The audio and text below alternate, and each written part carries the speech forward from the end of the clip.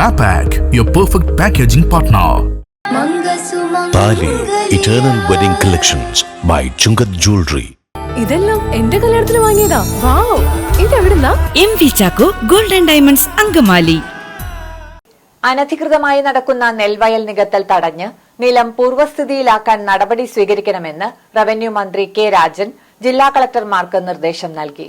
2 ദിവസങ്ങളിലായി എറണാകുളത്ത് നടന്ന ജില്ലാ കളക്ടർമാരുടെ യോഗത്തിൽ സംസാരിക്കുകയായിരുന്നു മന്ത്രി. എല്ലാ മനുഷ്യരെയും ഭൂമിയുടെ ഉടമകളാക്കുക എന്ന ലക്ഷ്യം വെച്ചുകൊണ്ട് കേരളം ഇതുവരെ കണ്ടിട്ടില്ലാത്ത വിധത്തിൽ ഏറ്റവും ശക്തമായ ഭൂമി പട്ടയ അസംബ്ലികളിലൂടെയും പട്ടയ ഡാഷ്ബോർഡിലൂടെയും പരമാവധി പേരെ ഭൂമിയുടെ ഉടമകളാക്കുക എന്ന ലക്ഷ്യം ചെറുതെടുത്തുകൊണ്ട് പൂർത്തീകരിക്കുക എന്ന വളരെ പ്രധാനപ്പെട്ട ഒരു കാര്യമാണ് നമ്മുടെ കളക്ടർമാരുടെ യോഗം ഇന്ന് ചേർന്നപ്പോൾ നിശ്ചയിച്ചിട്ടുള്ളത്.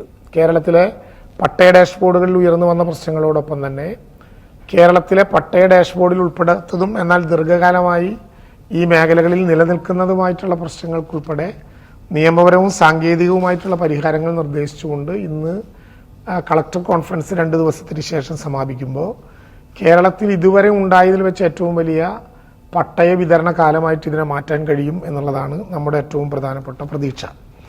കേരളത്തിൽ ഭൂമി തരം മാറ്റവുമായി ബന്ധപ്പെട്ട ദീർഘമായിട്ടുള്ള ഒരു കാലത്തിന് ശേഷം 27 RDOമാരിൽ നിന്ന് 71 RDOമാർ ഉൾപ്പെടെയുള്ള ഡെപ്യൂട്ടി കളക്ടർമാരിലേക്ക് ഭൂമി തരം മാറ്റാനുള്ള അധികാരം നമ്മുടെ കയ്യിൽ നിയമത്തിലൂടെ നിയമ ഭേദഗതിയിലൂടെ നമ്മൾ ഉണ്ടാക്കിയൊരു കാലം എന്നുള്ളത് കൊണ്ട് തന്നെ ആ ഭൂമി തരം മാറ്റവുമായി ബന്ധപ്പെട്ട നടപടിക്രമങ്ങൾ ഏറ്റവും വേഗതയിലാകാൻ രണ്ടാഴ്ചയിൽ ഒരു തവണയെങ്കിലും കളക്ടർമാരുടെ നേതൃത്വത്തിൽ യോഗം ചേർന്ന് പരിശോധിക്കാൻ ഉൾപ്പെടെ തീരുമാനിക്കുന്ന ഒരു മീറ്റിംഗ് ആയിരുന്നു നമ്മുടെ മീറ്റിംഗ്.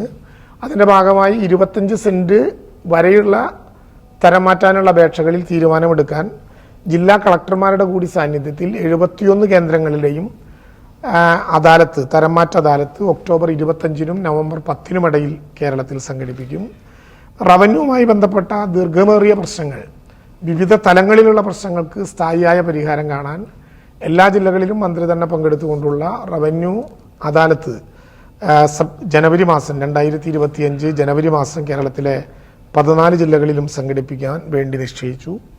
ഇന്നിവിടെ എടുത്ത വളരെ നിർണായകമായ തീരുമാനങ്ങൾ, അഴിമതിക്കെതിരായിട്ടുള്ള ഏറ്റവും ശക്തമായിട്ടുള്ള നിലപാടുകൾ, വില്ലേജ് തല ജനകീയ സമിതികളെ കൂടുതൽ കരുത്താർജിക്കാനുള്ള തീരുമാനങ്ങൾ, നെൽവയൽ അനധികൃതമായി നികത്തിയ മുഴുവനിടങ്ങളിലും ആ നെൽവയലുകൾ തിരിച്ച് പൂർവ്വസ്ഥിതിയിലാക്കാൻ വേണ്ടിയിട്ടുള്ള പ്രത്യേക മുന്നേറ്റങ്ങൾ, സർക്കാരിന്റെ ഭൂമി സംരക്ഷിക്കാനും അതോടൊപ്പം തന്നെ മിച്ചഭൂമിയായി പിടിച്ചെടുക്കുന്ന സ്ഥലങ്ങൾ ഏറ്റവും വേഗതയിൽ ഭൂരഹിതരായ ആളുകൾക്ക് വിതരണം ചെയ്യാനുള്ള നടപടികൾ ഉൾപ്പെടെ വളരെ പ്രധാനപ്പെട്ട തീരുമാനങ്ങളാണ് ഇന്ന് റവന്യൂ മേഖലയിലുള്ള പ്രശ്നങ്ങൾ ചർച്ച ചെയ്യുന്ന കളക്ടർമാരുടെ യോഗം എടുത്തത്. അതുപോലെ തന്നെ കേരളത്തിലെ ഏറ്റവും ശ്രദ്ധേയമായ ഇന്ത്യയിൽ തന്നെ നാം പിന്തുണ നേടിയ ഒരു വളരെ പ്രധാനപ്പെട്ട പ്രവർത്തനമാണ് ഡിജിറ്റൽ റീസർവേയുമായി ബന്ധപ്പെട്ട് കേരളത്തിലുണ്ടാകുന്നത്.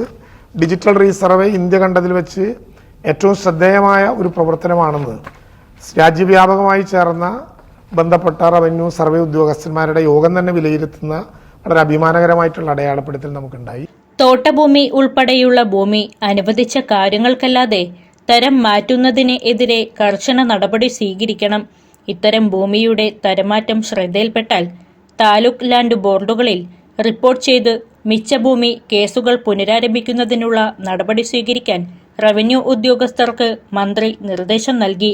റവന്യൂ വകുപ്പിനെ ജനകീയവത്കരിക്കാനുള്ള വില്ലേജ് തല ജനകീയ സമിതിയുടെ പ്രവർത്തനം ഊർജിതമാക്കും.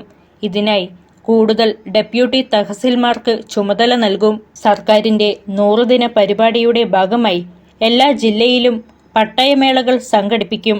ഭൂമി തരംമാറ്റത്തിനുള്ള കുടിശ്ശിക അപേക്ഷകൾ തീർപ്പാക്കുന്നതിന് ഒക്ടോബർ 25 മുതൽ നവംബർ 10 വരെ പ്രത്യേക അദാലത്തുകൾ സംഘടിപ്പിക്കും. റവന്യൂ വകുപ്പുമായി ബന്ധപ്പെട്ട വിഷയങ്ങളിൽ കാര്യക്ഷമമായി ഇടപെടുന്നതിനും തഹസിൽദാർമാരെ പങ്കെടുപ്പിച്ചുകൊണ്ട് സംസ്ഥാനത്ത് 4 മേഖലാ യോഗങ്ങൾ നടത്തുമെന്നും മന്ത്രി അറിയിച്ചു. Land revenue commissioner doctor A Kaushikan, joint commissioner A Geetha, revenue additional secretary Sheeba George, survey director Sriram Sambasiva Rao തുടങ്ങിയവർ പങ്കെടുത്തു.